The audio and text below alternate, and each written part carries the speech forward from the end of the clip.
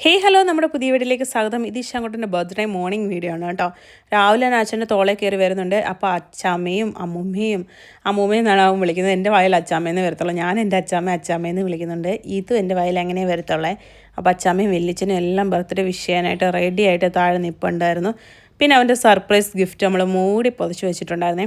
ഇത് ഒരാഴ്ച മുമ്പ് വാങ്ങിയിട്ട് നമ്മൾ വണ്ടിയുടെ കാറിൻ്റെ ഡിക്കിക്കകത്ത് വെച്ച് പൊതിഞ്ഞ് വെച്ചേക്കുമായിരുന്നു. ഇവനാണെങ്കിൽ ഇത് കണ്ടപ്പോഴത്തേക്ക് എന്താ പറയണ്ടേ എന്നൊന്നും അറിയാൻ വയ്യാത്തൊരവസ്ഥയിലായിരുന്നേ. അവൻ്റെ സന്തോഷം ഒരു എന്താ പറയണ്ടേ സൗണ്ട് ഉണ്ടാക്കിയാണ് പ്രകടിപ്പിച്ചത്.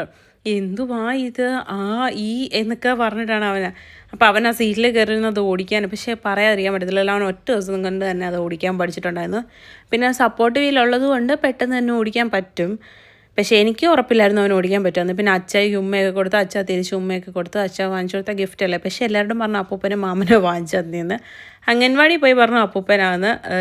അക്ഷരം പഠിക്കുന്നിടത്ത് പോയിട്ട് പറഞ്ഞു മാമനാണെന്ന്. അങ്ങനെ എല്ലാവരോടും കുഞ്ഞ് പല വിധമാണ് പറയുന്നത് കേട്ടോ. അപ്പോൾ അവൻ ആദ്യമായിട്ട് അത് കഴിച്ച് ഔട്ടുമാണ്. അവൻ്റെ മനസ്സിലുണ്ടാകുന്ന ആ സന്തോഷം, അതാണ് നമ്മുടെ ഏറ്റവും വലിയ സന്തോഷമല്ലേ. അപ്പോൾ നമുക്കിത് വാങ്ങിച്ച് നേരത്തെ കൊടുക്കാമായിരുന്നു. പക്ഷേ മനഃപൂർവ്വം വാങ്ങിച്ചു കൊടുക്കാൻ ഞാൻ പറയുന്നുണ്ട്. 6 മാസമായിട്ട് ബഹളമാണ് ഇത് വാങ്ങിച്ചു കൊടുക്കാമെന്നും പറഞ്ഞിട്ട്. അപ്പോൾ പറയുന്ന ഉടനെ തന്നെ വാങ്ങിച്ചു കൊടുത്തു കഴിഞ്ഞാൽ പിന്നെ അടുത്തടുത്ത സാധനങ്ങൾക്ക് വേണമെന്നും പറഞ്ഞ് വാശി പിടിക്കുക.